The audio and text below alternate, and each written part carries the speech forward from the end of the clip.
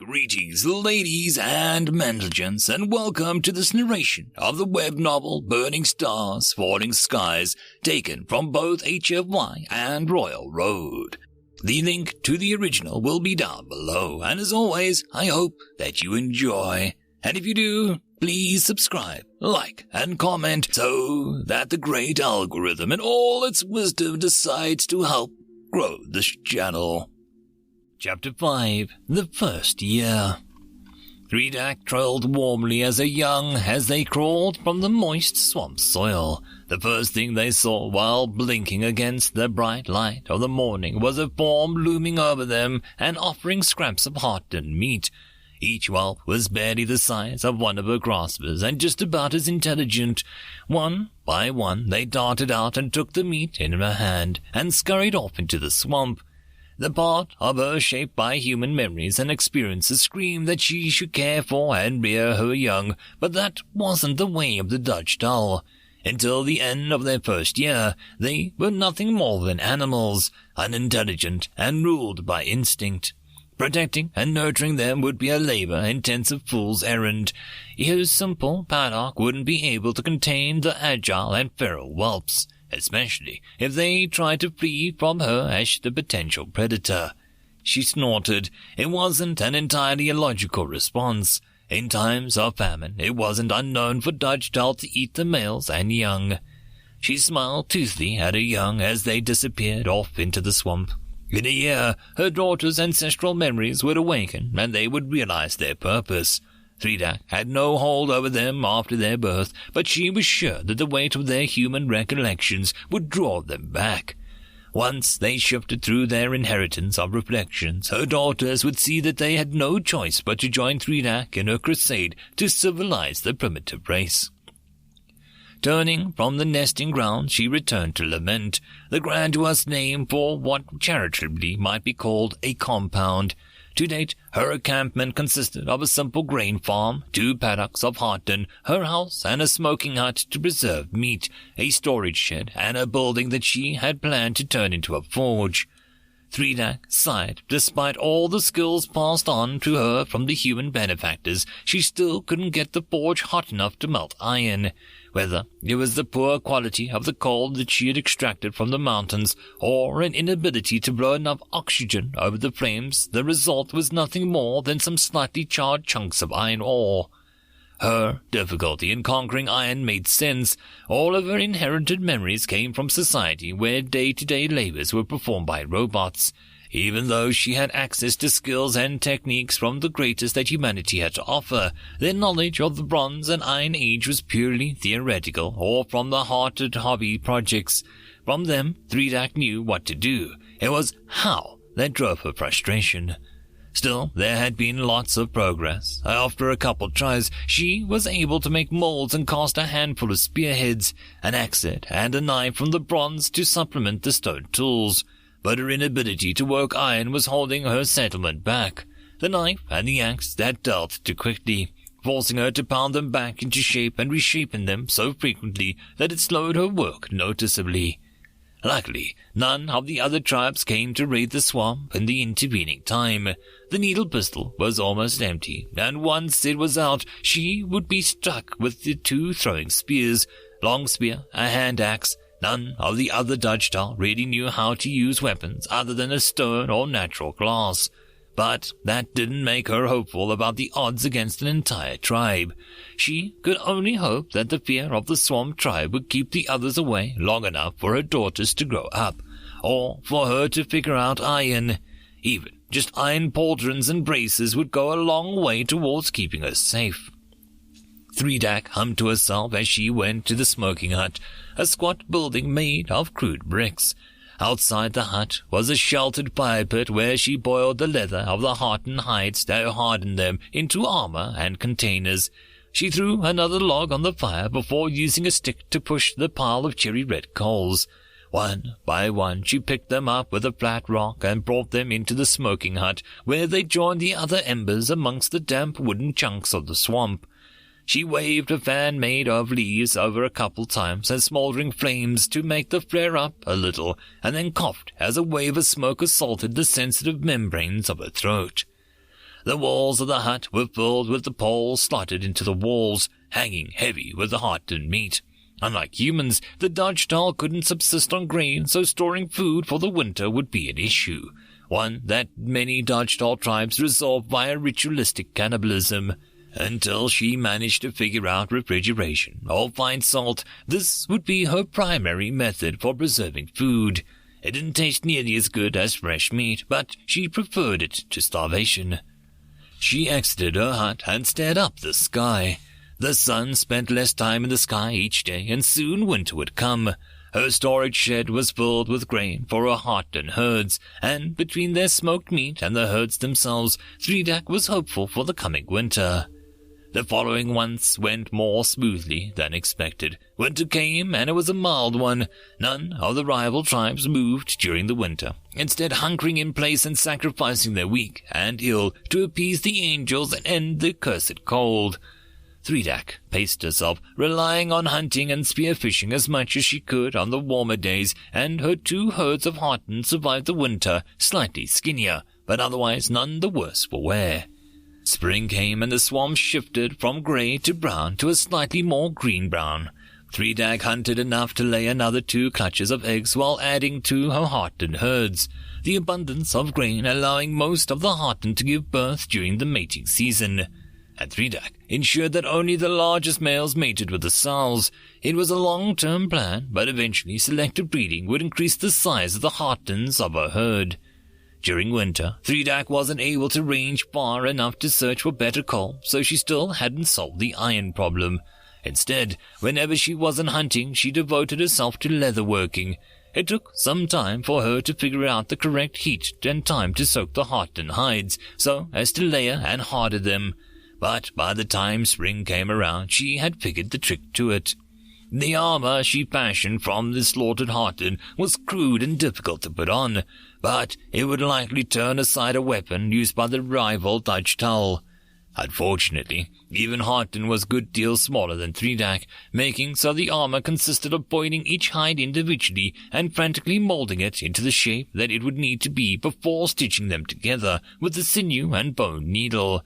She ruined several of her hides before she learned the trick from stitching them together, while still supple enough from the boiling. If she sewed too slowly, the leather would harden to the point where her graspers couldn't force the needle through it. Eventually, she fitted the ugly mess onto herself. She couldn't twist far enough to get to the rearmost pair of legs and tail, but it loosely fit over her torso, graspers, middle legs, and side, combined with a shield, a circle of bronze and boiled leather stretched over it, and soft worked leather looped around the graspers sewn into the back. She finally felt moderately secure against the hazards of the wilderness. Thirg would be in trouble if she were to be flanked, but so long as she was attacked from the front, she was pretty sure that she could survive an encounter with a Starbuck, let alone a DrakeBear. Spring faded into summer, and Thirg began to have some problems with her neighbors. At first, it was nothing much, a sighting of a scouting DrakeBear on the horizon that she would scare away with a full punched bellow and challenged, but before long they began to arrive in pairs and linger just out of range of a thrown spear, watching her and lament. Almost begrudgingly, Thirg shifted her efforts from more productive pursuits to building a 2-story tower and a staff with a leather sling. None of the scouts came near enough to attack her, but if the tribe were to attack in force, she wanted to be able to defend the range and with a height advantage. She might be more accurate with a spear than a sling, but rocks were plentiful and cheap in a way that bronze spearheads were not. Of course, her decision was to use a sling was helped by the fact that none of her wood from the bog was springy enough to make a proper bow. No matter how much she tried it, the wood just splintered and cracked when she tried to bend it. The tower, little more than a square crude bricks and mortar, with an earthen ramp to roof, progressed quickly. Her plan was to build a low barrier on top that she could fire sling stones over and stock up the rooftop with enough stones and smoked meat to last out a siege. Finally, about a week or so after Thirg finished the building and stocking the tower, the attack came. For the last couple days, a scout had hung around Lament almost constantly, so Thirg had taken to sleeping in her armor. While working in her smoking hut, she heard the deep bellows of challenge from outside. With a sigh, she walked out and saw the quartet of DrakeBear standing at the edge of her encampment. 2 held spears, while another 2 hefted heavy wooden clubs. Threedak checked to make sure that her hand axe was lashed securely to her armor before picking up a spear and shield. Ignoring the challengers, she walked towards the tower. The other DrakeBear whispered amongst themselves before the largest amongst them stepped forward, brandishing his club. "Why do you not run or fight?" she bellowed at Threedak. "We issue a challenge, but you do not fight. You do not run. Explain." "I mean to fight you," Threedak replied calmly, bringing her hand axe down on the cord of sinew that held up a wooden door to the tower in place. The door crashed down, blocking the only entrance to the tower. It had a handle on the inside, allowing her to exit, but it would prevent any of the attackers from easily accessing her.